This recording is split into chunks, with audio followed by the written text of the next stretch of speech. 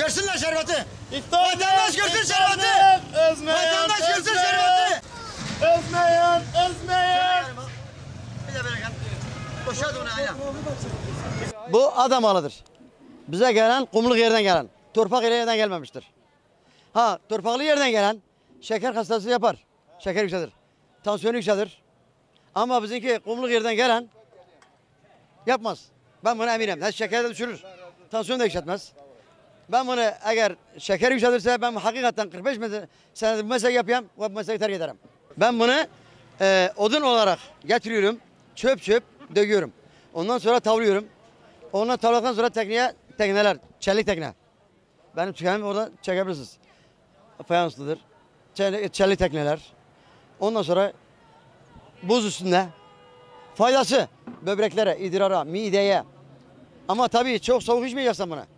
Çok soğuk içti deme biraz yan etki yapar. Bunu söyleyeyim size hani. Ama böbreklere, idrara, mideye, bağırsaklara her şey fayda var. Çok soğuk olmayacak. Bunu içeceksin. İlke Haber'e çok teşekkür ederim. Bize bu fırsatı verdiğiniz için önce size teşekkür ederim. Ve bizim bütün ekiplerinize. Bu limonatayı. Bak limonatayı. Ben bunu Antep'ten getireyim. Özünü getireyim. Sütlü. Ondan sonra şeker de var içinde. Yalan yok.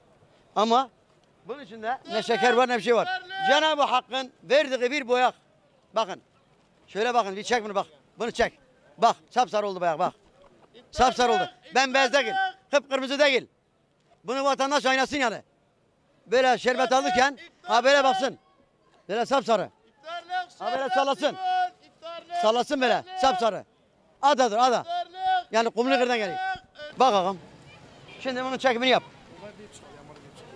Ne oldu şimdi bunun farkına? Fark ediyor mu şimdi? Ben bunu özel gittim, Antep'e gittim. Ben özel olarak Antep'e gittim, yine bunu getirdim. Vatandaş içsin. Söyle kaç tane? Tek sıra!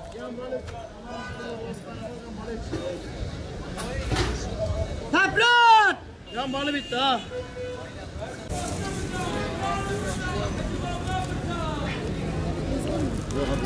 Buna kadar düştüm.